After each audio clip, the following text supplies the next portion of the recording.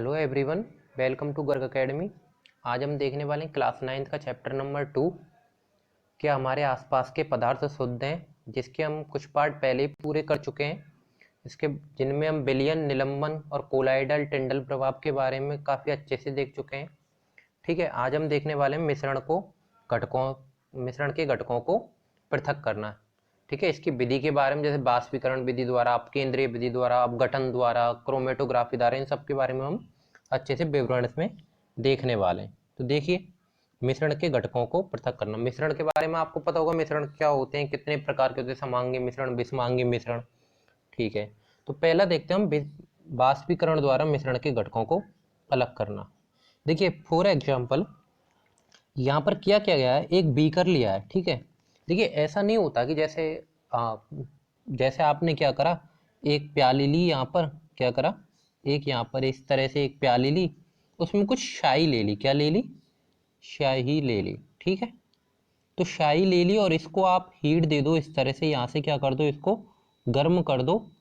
गर्म करोगे तो यहाँ से इस तरह से नहीं होता, ये वाष्प हो जाए या और ये शाई और ये पानी है जो अलग हो जाए। ठीक है, तो हम इसको दूसरी तरह से करते हैं। क्या क्या करते हैं हम यहाँ पर, हम एक इसको डायरेक्टली हीट नहीं करते हैं। ठीक है, यहाँ पर करते क्या, हम एक बीकर लेते हैं। ठीक है, बीकर से मतलब ये कुछ पात्र समझ लिए। बीकर क्या होता है, एक कांच का पात्र होता है, ये लेबोरेटरी में मिल जाता है। ठीक है, इसमें क्या करते हैं, हम जल भर लेते हैं और जल भरने के बाद ये बीकर ले लिया, बीकर में क्या कर लिया, जल भर लिया। इसके ऊपर एक बॉज ग्लास से क्या मतलब है, एक कांच की तस्तरी नुमा रख दी है कुछ। ठीक है, और उसमें क्या कर दिया, स्याही भर दी। अब स्याही किसका मिश्रण है, स्याही में क्या होगा, पानी होगा और शाही होगी। ठीक है, क्या होगा, पानी होगा और शाही होगी। ठीक है, अब इसको क्या करा, यहाँ से नीचे से इसको बर्नर से क्या करा, यहाँ से गर्म किया। क्या किया, यहाँ से इसको बर्नर से गर्म किया। जैसे ही बर्नर से इसको गर्म करेंगे, बर्नर क्या करेगा, इस जल को हीट करेगा। हीट करेगा तो यहाँ से क्या होगा, कुछ देर बाद यहाँ से इसमें ऊष्मा निकलेगी। क्या निकलेगी, इसमें से ऊष्मा निकलने लग जाएगी। ठीक है, यही तो होगा। क्या होगा, इसमें से थोड़ी देर बाद इसमें से ऊष्मा निकलेगी। इसका क्या होगा, बाष्पीकरण होगा। क्या होगा, क्या होगा, इसका बाष्पीकरण होगा। ठीक है, क्या होगा, इसका बाष्पीकरण होने लग जाएगा। ठीक है, अब बाष्पीकरण जैसे ही होगा इसका, तो इसकी जो भाप है, इसकी जो ऊष्मा है, वो किसको मिलने लगेगी, इस बॉच ग्लास को मिलने लगेगी ना।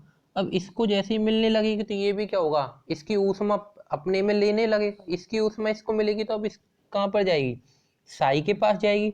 जैसे ही शाही के पास ऊष्मा जाएगी तो यहाँ से क्या होगा, पानी यहाँ से अलग होने लग जाएगा। पानी किस में निकलने लग जाएगा, यहाँ से वाष्प के रूप में निकलने लग जाएगा और यहाँ से क्या होगा, शाही को अलग हो जाएगी। ठीक है, तो ये क्या था, बाष्पीकरण द्वारा डाई के नीले अथवा काले रंग के शाही से पृथक करना। क्या होगा, यहाँ से पानी, एक बीकर लिया, बीकर में जल लिया, नीचे से उसमें क्या करे, हीट करी, उसको क्या दी, ऊष्मा दी, तो ये बाष्पीकरण हुआ। बाष्पीकरण के कारण ऊपर जो शाही थी, इसका बाष्पीकरण होने लगा धीरे धीरे, और यहाँ से क्या कर लिया, हमने इनको पृथक कर लिया। ये क्या है, पहली विधि है। ठीक है, आगे दूसरा देखते हैं। अब केंद्रीय यंत्र द्वारा दूध से क्रीम को पृथक करना। जैसे हमने कोलाइडल में पढ़ा था ना, क्या पढ़ा था कि इसमें दूध और पानी का मिश्रण होता है। ठीक है, उसमें दूध में पढ़ा था ना, क्या था, विषमांगी मिश्रण है, दूध और पानी का मिश्रण। ठीक है, हम उसको अलग करते हैं, उसमें वसा होता है, प्रोटीन होता है। तो देखिए होता क्या है, ये यंत्र है। ठीक है, ये क्या है, एक यंत्र है।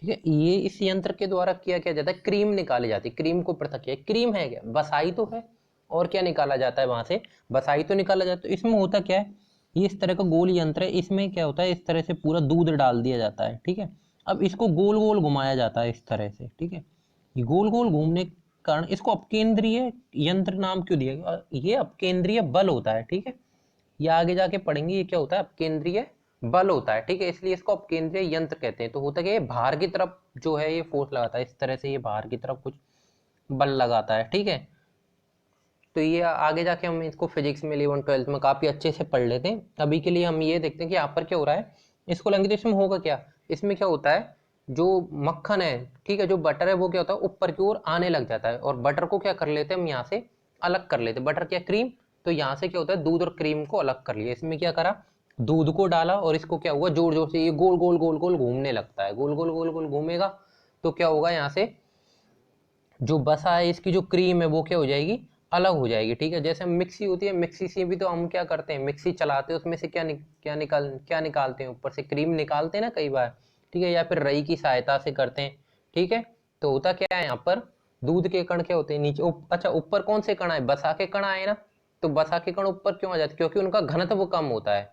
ठीक है, जिनका ज्यादा घनत्व होता है वो क्या होते हैं, नीचे बैठ जाते हैं। ठीक है, तो और बसा क्या होता है, ऊपर आ जाता है।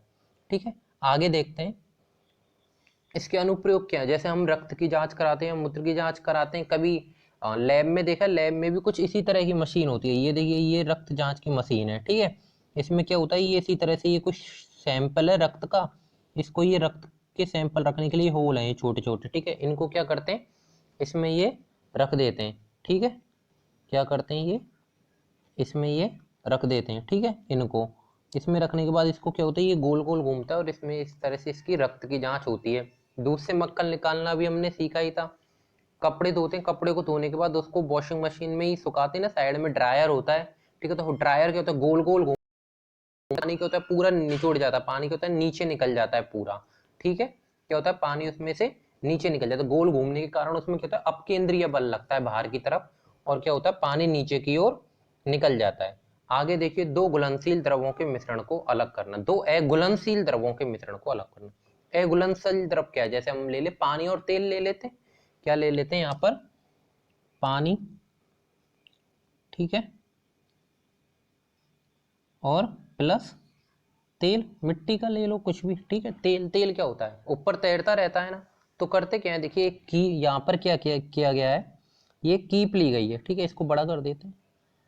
ठीक है, ये देखिए यहाँ पर क्या, ये क्या है, एक कीप है। ठीक है, कीप में क्या है, नीचे एक स्टॉप कॉर्क लगा हुआ है। ठीक है, स्टॉप कॉर्क लगा दिया, इस कीप में क्या करा, ऊपर से पहले तो क्या करा, हमारे मिश्रण को भर दिया गया। और मिश्रण क्या था हमारा, ठीक है, मिश्रण किसका था, हमारा पानी और तेल का। ठीक है, तो यहाँ से क्या क्या क्या किया, ये मिश्रण को इसमें भर दिया गया और ऊपर से इसको कॉर्क को लगा दिया गया।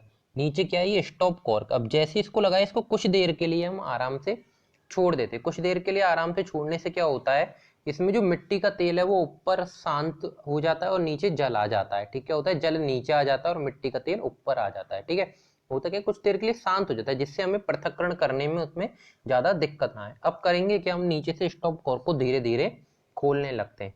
जैसे हम स्टॉप कॉर्क को खोलेंगे तो क्या होगा, नीचे क्या है, जल है, क्या है नीचे, जल है। तो क्या होगा, जल यहाँ से निकलने लगेगा।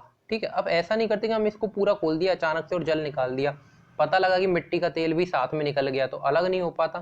तो नीचे वाली परत को निकालने के लिए क्या करेंगे, जल की परत को धीरे धीरे खोलेंगे। ठीक है, और ये यहाँ से क्या होगा, धीरे धीरे निकलता रहेगा, और जैसे ही मिट्टी के तेल आने लगेगा हम इसको क्या कर देंगे, यहाँ से बंद कर देंगे। ठीक है, तो ये क्या हो जाता है हमारा, यहाँ से दो घुलनशील द्रवों के मिश्रण क्या हो जाते हैं, यहाँ से अलग अलग हो जाते हैं। किसके द्वारा हो जाते हैं, कीप के द्वारा। ठीक है, आगे देखिए अनुप्रयोग क्या करते हैं इसमें, तेल तथा जल के घुलनशील मिश्रण को पृथक करने में। अभी हमने देखा ही था धातु शोधन में के द्वारा लोहे को पृथक करने में। इसमें धातु शोधन में लोहे को पृथक करने में, देखिए इस चित्र की सहायता से हम समझते हैं, डायग्राम की सहायता से। देखिए यहाँ पर क्या हो रहा है, नीचे देखिए मोल्टन आयरन लिखा हुआ है। ठीक है, ये क्या लिखा हुआ है, मोल्टन आयरन लिखा हुआ है, मतलब पिघला हुआ लोहा। ठीक है, अब यहाँ से क्या, इसमें सब में क्या हो रहा है, यहाँ से ये हीट दिया गया है, और जब आयरन पिघल जाता है ना, तो ये यहाँ से नीचे से होकर अलग निकलने लग जाता है। ठीक है, और जो ये गैसेज हैं इसकी, देखो ये गैस ऊपर होके निकल रही है। ठीक है, इसमें क्या कर रहा है, कोक लाइम सोडा वगैरह इसमें ऐड किया गया है। ठीक है, जिससे हीट हो, हीट कितने पे, 1000 डिग्री पर की गई है। तो यहाँ से क्या हो रहा है, सेम भाई क्या हो रहा है, यहाँ से जो मोल्टन जो आयरन है, जो यहाँ पर पिघला हुआ लोहा है, वो यहाँ से निकल जाता है। गैस क्या होती है, गैस ऊपर होके निकल जाती है। ठीक है, ये क्या हो गए, इसके अनुप्रयोग हो गए। आगे देखिए, ऊर्ध्वपातन की प्रक्रिया द्वारा नमक तथा अमोनियम क्लोराइड को पृथक करना।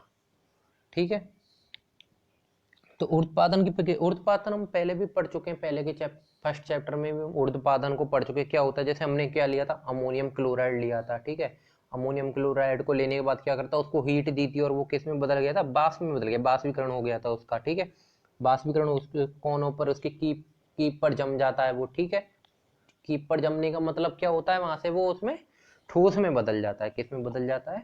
ठोस में बदल जाता है। ठीक है, तो इसके द्वारा भी हम क्या करते हैं, उर्ध्वपातन की प्रक्रिया द्वारा नमक तथा अमोनियम क्लोराइड को पृथक करना। अब देखिए यहाँ पर क्या किया गया है, ये जो मिश्रण है ये सेम, इसमें एक प्याली ली गई है जो कि चीनी मिट्टी की प्याली है, और इसमें अमोनियम क्लोराइड तथा नमक मिलाया गया है। अमोनियम क्लोराइड तथा नमक का मिश्रण है। अब इसको जैसे ही यहाँ से हीट दी जाती है, क्या होगा यहाँ से अमोनियम क्लोराइड का क्या होगा, अमोनियम क्लोराइड का क्या होता है, वाष्प बन जाता है ना। अमोनियम क्लोराइड का क्या होता है, कपूर जैसे होती है, नेफ्थलीन होती है, इनका क्या होता है, डायरेक्ट ठोस अवस्था से किस में बदलती है, ये गैस अवस्था में बदलती है। किस में बदलती है, ठोस अवस्था से सीधे गैस अवस्था में बदलती है। ठीक है, ठोस से सीधे गैस में बदलती है। तो अमोनियम क्लोराइड तो ऊपर गैस में बदल गया, नीचे क्या बचा, नमक ही तो बचेगा इसमें। तो इस तरह से क्या होता है, ये अलग अलग होता है। क्या हो जाता है, अलग अलग हो जाता है। इस तरह से हम यहाँ से क्या कर पाते हैं, उर्ध्वपातन की प्रक्रिया द्वारा नमक तथा अमोनियम क्लोराइड को यहाँ से अलग कर पाते हैं। ठीक है, उर्ध्वपातन की प्रक्रिया द्वारा समझ में आ रहा है।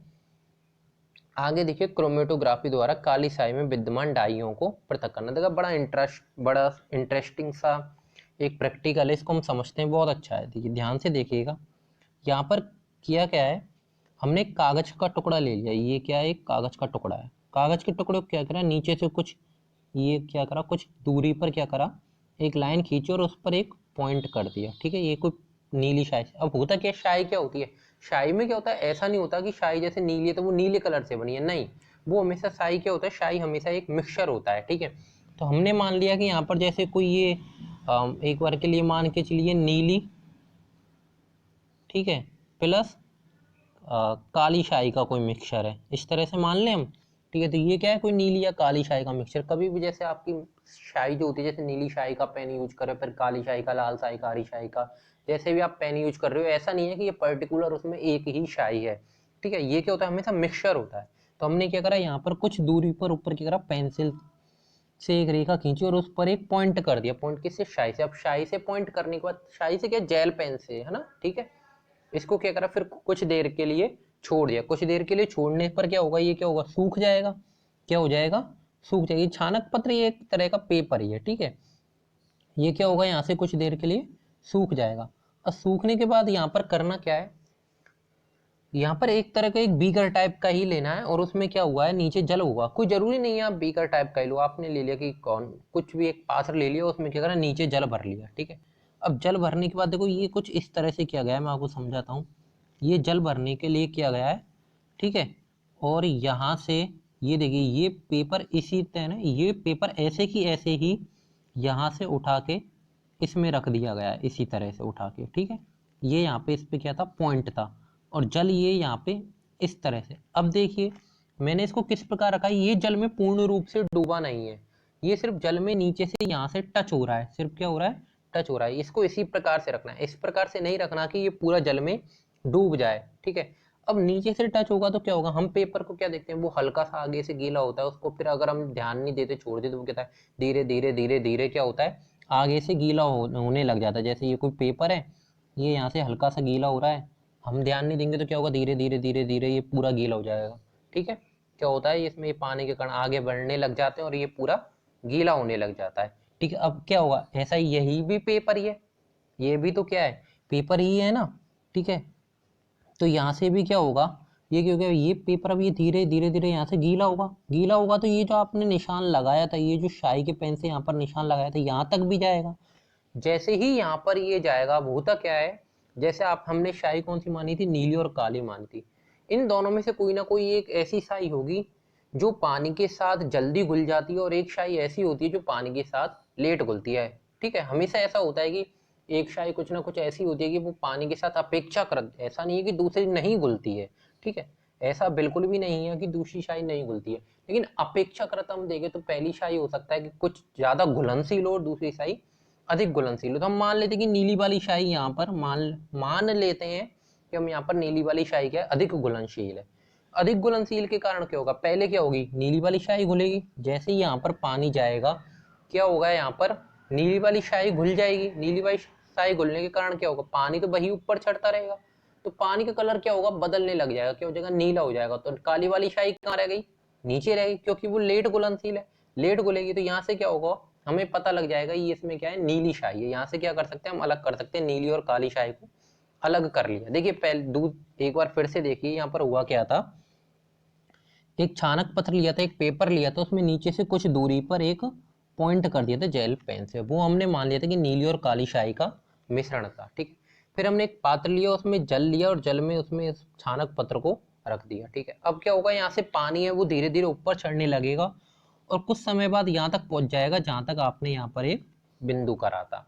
ठीक है, बिंदु करने के बाद यहाँ पर होगा क्या, हमने मान लिया था कि नीली शाही क्या है, जल में अधिक घुलनशील है। अधिक घुलनशील होने के कारण ये नीली शाही जल में अधिक घुल जाती है, पहले घुल जाती है, जिसके कारण क्या होगा, पानी का कलर नीला हो जाएगा और काली शाही रह जाएगी, जिससे हमें पता लग जाता है कि हाँ ये नीली काली शाही का मिश्रण है। और क्या पता लग जाता है, ये नीली और काली शाही यहाँ से अलग हो जाती है। ये क्या है, क्रोमेटोग्राफी द्वारा काली शाही में विद्यमान डाइयों का पृथक करना। ठीक है, इस तरह से हम जो अलग अलग कलर है इनको यहाँ से पृथक कर सकते हैं। ठीक है, ये क्या हो गया यहाँ पे, क्रोमेटोग्राफी द्वारा इनको अलग करना। ठीक है, इसके अनुप्रयोग क्या है, डाइयों में रंगों को पृथक करना, प्राकृतिक रंगों से पिगमेंट को अलग करना, रक्त से नशीले पदार्थ को पृथक करना, ये क्या है, इनके अनुप्रयोग है। ठीक है, अगर वीडियो अच्छी लगी हो तो चैनल को सब्सक्राइब करना ना भूलें। धन्यवाद।